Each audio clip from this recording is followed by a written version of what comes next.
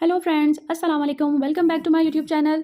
आज की वीडियो में आपके साथ शेयर करूंगी कुछ बेसिक टिप्स कि अगर आपकी भी शर्ट इस तरह की पैनल्स की शेप में है तो वहां पर अगर हमने जॉइंट लेस अटैच करनी है तो हम विद फैब्रिक किस तरह से इसको अटैच कर सकते हैं। तो वीडियो को आपने एंड तक देखना है ताकि सब कुछ आपको अच्छे से समझ आ सके। तो अगर आप चैनल पर नए हैं तो चैनल को जल्दी से सब्सक्राइब कर लें और अगर वीडियो अच्छी लगे तो वीडियो को लाइक करना नहीं भूलना, ताकि इस तरह की और टिप्स एंड ट्रिक्स आपको मिलती रहें।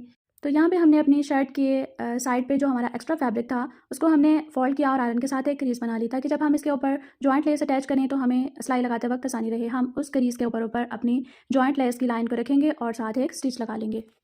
तो इस तरह हम अपनी सारी सिलाई को कंप्लीट करेंगे। यहाँ पर हमने दोनों साइड्स पर जो हमारा प्लेन फैब्रिक था विदाउट एम्ब्रॉयडर्ड, उसको हमने दोनों साइड्स बराबर करना है और निशान लगाकर एक बराबर ही हमने जॉइंट लेस जो है वो दोनों साइड्स पर अटैच करनी है। तो इस तरह से एक सिलाई लगाने के बाद अब हम दूसरी पैनल को साथ अटैच करेंगे और इस तरह से इसकी भी सारी सिलाई जो है वो हम कंप्लीट कर लेंगे। तो इस तरह से अब हमने अपने दूसरे पैनल्स की भी क्रीज बना लेनी है और उस क्रीज के ऊपर हमने अपनी जॉइंट लेस को रख कर सिलाई लगानी है। और जब भी आपने अपने फैब्रिक के ऊपर लेस अटैच करनी है, आपने लेस को बिल्कुल नहीं खींचना, अदरवाइज़ आपकी शर्ट की जो है वो स्टिचिंग नीट नहीं आएगी।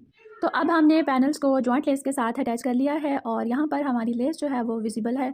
तो इसके नीचे अब हम फैब्रिक यूज़ करेंगे। तो ये जो इसके साइड्स पर एक्स्ट्रा फैब्रिक है, इसके साथ ही हम अपनी जॉइंट लेस को कवर करेंगे। तो ये देखें, इस तरह से हमने इसको फोल्ड किया। आपके जिस साइड पर फैब्रिक ज़्यादा होगा आप उसको टर्न कर लें और इस तरह से अब हम इसके ऊपर सिलाई लगाएंगे। तो इस तरह से हमारी जॉइंट लेस जो है वो इजीली कवर हो जाएगी। तो यहाँ पर सबसे पहले हमने जो पहले सिलाई लगाई थी उसको ऊपर रख कर इस तरह से हम दोबारा से सिलाई के ऊपर सिलाई लगाएंगे। फैब्रिक को अच्छे से नीचे की तरफ टर्न करेंगे और इस तरह से हम अपनी सारी सिलाई जो है वो लगा लेंगे। तो जब हम एक सिलाई इस तरह से कंप्लीट कर लेंगे तो इसी तरह से फिर हम इसके दूसरी तरफ भी सिलाई लगाएंगे, ताकि फैब्रिक जो है वो अपनी जगह से हिले नहीं। तो ये देखिए, एक सिलाई लगाने के बाद हम दूसरी सिलाई भी इस तरह से फैब्रिक को होल्ड करेंगे और इस वाली सिलाई के ऊपर भी हम दोबारा से एक स्टिच लगा लेंगे और इस तरह से हमारा जो जॉइंट लेस है वो पैनल्स में अटैच हो गई है। और ये देखें, इस तरह से अब ये इनविजिबल है। तो जैसे हमने दोनों साइड्स पर जॉइंट लेस अटैच की है, अब इसी तरह से हम सेंटर में भी करेंगे और यहाँ पर सेंटर में भी हम इस प्लेन फैब्रिक को कवर करेंगे।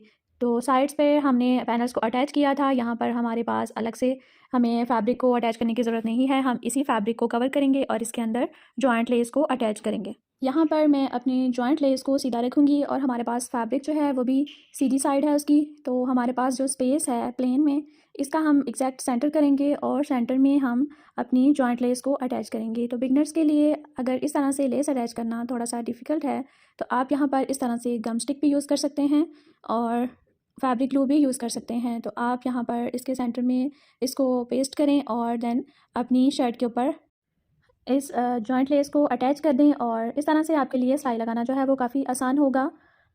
तो मैं यहाँ पर जस्ट थोड़ी सी पेस्ट कर रही हूँ और जब आपने इस जॉइंट लेस को अपनी शर्ट के ऊपर अटैच करना है तो आपने जो साइड्स पर जॉइंट लेस अटैच की है, आपने इस चीज़ का ख्याल रखना है कि हमने अपनी सारी साइड्स पर जॉइंट लेस की जो स्टार्टिंग है वो सेम रखनी है, कहीं से कम और कहीं से ज़्यादा ना हो, ताकि जब हम इसको नीचे से स्टिच करने लगे दामन को तो हमारी लाइन जो है वो सीधी आए। अगर आप आगे पीछे करके स्टिच करेंगे तो उससे शर्ट की लेंथ में भी इशू आ जाता है और उसकी लुक भी नीट नहीं आती।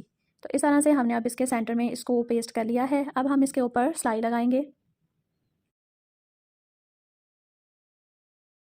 तो इस तरह से पहले हम एक साइड पर सिलाई लगाएंगे, देन हम इसकी दूसरी साइड पर भी सिलाई लगाएंगे। तो अब ये देखें, यहाँ पर हमारी ये जो लेस है वो फैब्रिक के साथ पेस्ट है। तो आप इसको जस्ट फैब्रिक को सीधा करेंगे और इसके ऊपर स्टिच लगाते जाएंगे।